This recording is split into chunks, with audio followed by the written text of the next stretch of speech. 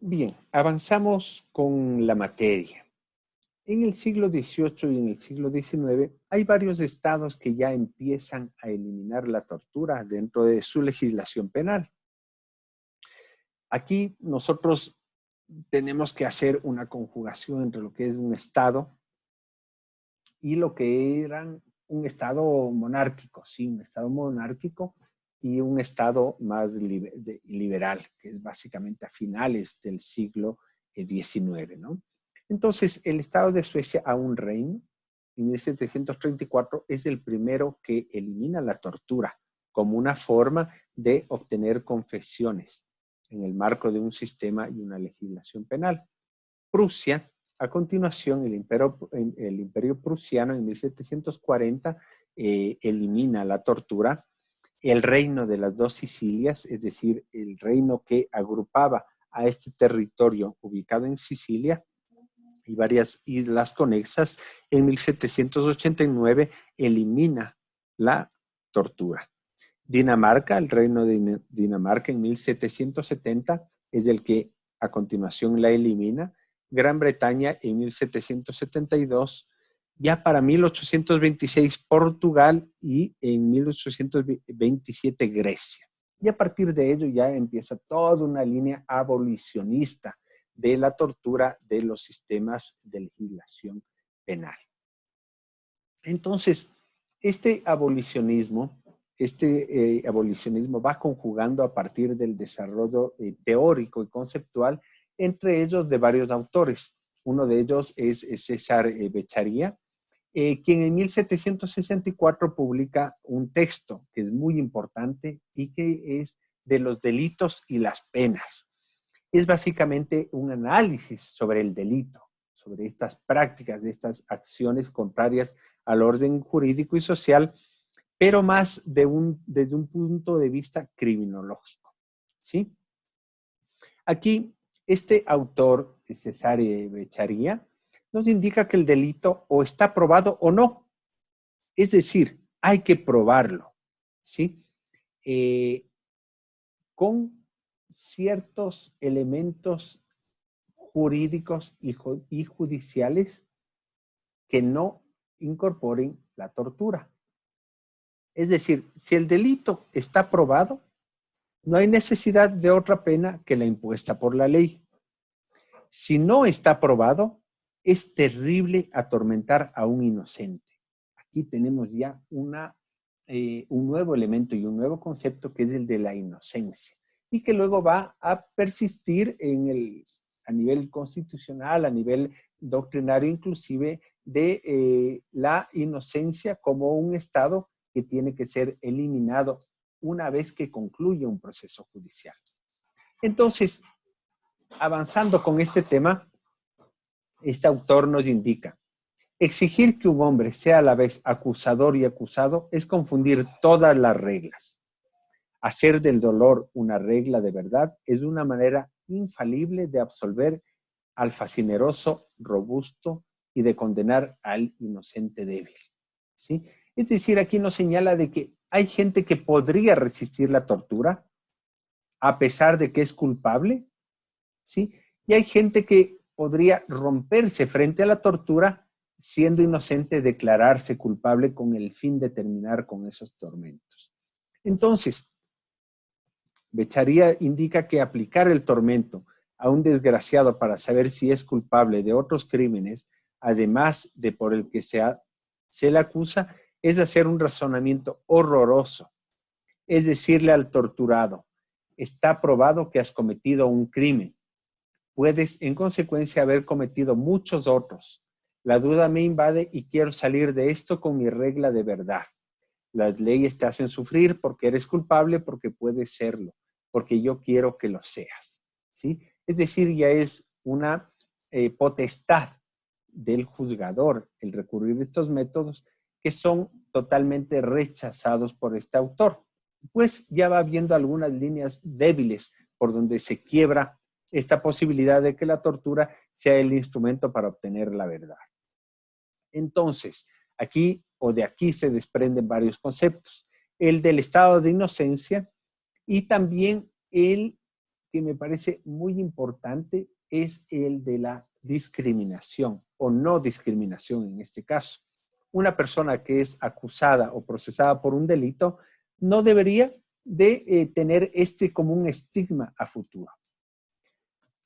Entonces, tenemos ya varias líneas en este análisis histórico que estamos realizando y que nos dan importantes luces para a continuación en las siguientes unidades poder tener más elementos críticos sobre el tema de la tortura. Si bien Beccaria es uno de los abolicionistas más fuertes sobre el tema de la tortura dentro del, como instrumento de los sistemas penales, previos a él existieron otros jurisconsultos que aportaron con sus criterios buscando una abolición de estas prácticas, ¿no? En el siglo, en siglos previos, San Agustín señalaba que la tortura es un hecho moralmente reprobable, ¿sí? Es decir, reprobaba este tipo de acciones y lo definía como una pena que se infligía a una persona. Es decir, ya se consideraba una pena cuando no estaba probada la culpa de una persona. Y por tanto era muy crítico San Agustín frente a esto. Y nos indica que no para descubrir si es culpable, sino porque se ignora si es inocente. Estas posiciones que Beccaria las adopta luego vienen ya de un tramado previo de análisis realizado en siglos precedentes, ¿no? El Papa Nicolás I, en el siglo IX, indicaba de que ninguna ley divina puede permitir la tortura, que la confesión tiene que ser espontánea y que debería resultar vergonzoso para quien la practica comprobar, como casi siempre, o no consigue ninguna prueba o consigue una falsa acusación de culpabilidad. Aquí ya se duda de las declaraciones que podían dar quienes habían sido torturados sobre algún cometimiento de un ilícito, ¿no? Alguien a la final iba a declarar su culpa para terminar con esos tormentos. En el siglo XIII, Boccaccio indicaba que la ciega severidad de las leyes de los que buscando con tanto esmero y crueldad provocan la mentira. Aquí nuevamente se insiste con la duda de la culpabilidad frente a esos instrumentos que eran utilizados para la época. Becker, que es un pastor protestante, más o menos en 1600, en el siglo XVII, convencido que en los procesos de brujería se aplicaba la tortura a enfermos mentales, y sobre todo Grevius, que en su tribunal reformatorio en 1624 negaba que la tortura pueda justificarse por ser antigua, ni que sea necesario para mantener el orden social, y mantiene además que la tortura es irreparable, prefigurando así una de las bases de la crítica moderna a la pena de muerte. Finalmente, unas breves reflexiones suyas sobre la degradación progresiva de los torturadores indicaba que el torturador se va aficionando al sufrimiento, pero la crueldad, como todos los vicios violentos, tiene el efecto de que pronto sacia. Así nace en el torturador, más pronto o más tarde, la curiosidad por el tormento nuevo, inédito, ¿sí?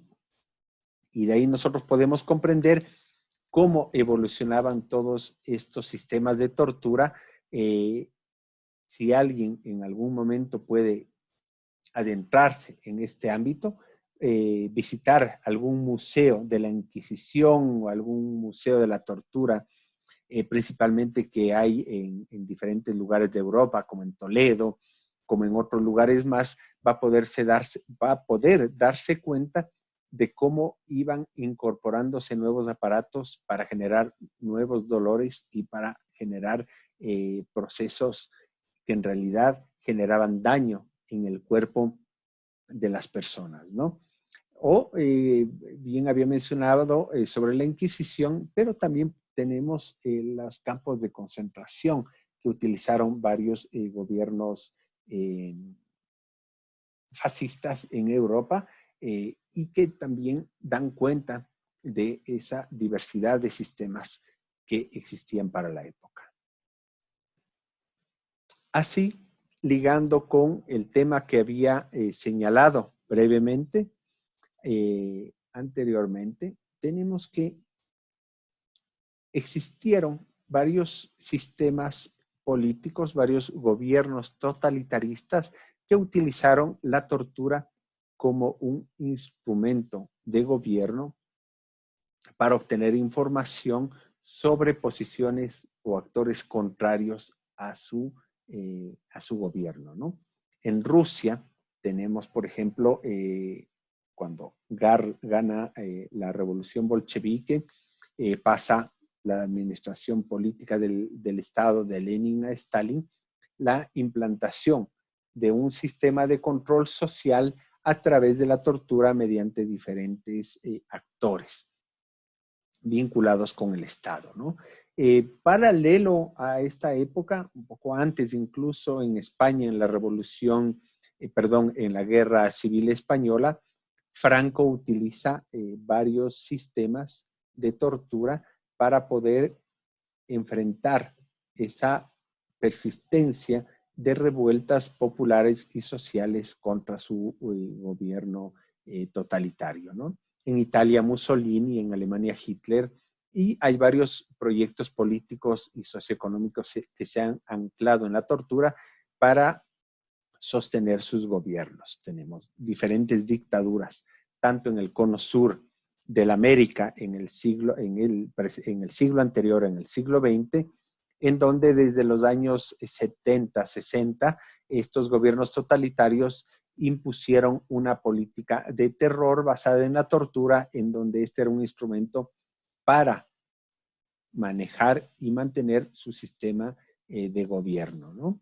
Cono sur, me refiero a Argentina, Uruguay, Chile, en Brasil de la misma manera, en Perú, en Ecuador ya es avanzado, más bien la década de 1980 del siglo anterior, en donde se ejerce este tipo de acciones por parte de organismos del Estado. Y en Centroamérica y el Caribe, gobiernos como el de Guatemala, que han sido procesados en el sistema interamericano de derechos humanos por violaciones al derecho a la vida y por acciones relacionadas con tortura. Guatemala tenemos otros, El Salvador también. Y en el Caribe, República Dominicana y Cuba incluso, ¿no? Tenemos el gobierno previo a la Revolución Cubana, en donde la tortura era un instrumento para garantizar el mantenimiento de estos estados. Y ya para cerrar este capítulo de la unidad, en el análisis histórico que estamos realizando, y a pesar de que habíamos visto que se da una abolición de la tortura dentro de los sistemas normativos, esta aparece en estados totalitarios y había narrado anteriormente, tanto en Europa como en Latinoamérica, cómo esto se manifestó. Y tenemos que el Estado es el gran valor a defender por delante de los derechos de los ciudadanos que lo componen. Habría que hablar otra vez de súbditos más que de ciudadanos, a la vez que estos delitos son vistos como sacrilegio, como crímenes de lesa majestad. Sí, aquí hay unas posiciones que es justamente cuando a estos gobiernos totalitarios, a estos gobiernos que buscan tener la razón por sobre la ley, cualquier acción contraria es vista como un sacrilegio, haciendo una comparación con lo religioso y como crímenes que van contra esa majestad, lo que representaría la autoridad del Ejecutivo dentro del gobierno, ¿no? Casos hemos tenido en los últimos años que permiten evidenciar justamente esto, ¿no? En las guerras modernas, nosotros vemos que hay una necesidad que está impuesta para poder tener condiciones de indagación rápida, fiable y efectiva, con la creación ad hoc de servicios especiales y métodos especiales de interrogación de prisioneros, de espías y otros, ¿no?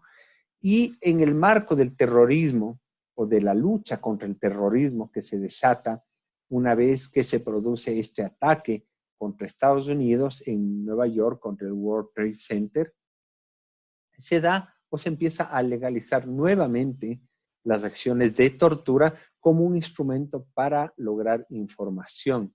Y ahí tenemos todos aquellos que han sido utilizados en la base de Guantánamo, por lo cual hay denuncias en el Sistema Interamericano de Derechos Humanos o a nivel internacional en otros fortines o espacios que han sido requeridos por el gobierno de Estados Unidos en el extranjero para poder mantener bases militares y donde han sido trasladados sospechosos de tener vínculos con estos grupos terroristas para proceder a generar acciones de tortura y obtener información que les permita cumplir su requerimiento de investigación. Todo esto, obviamente, estamos hablando de una acción más que de un proceso que tenga relación con lo legal, dentro del derecho de los estados y dentro del derecho internacional también.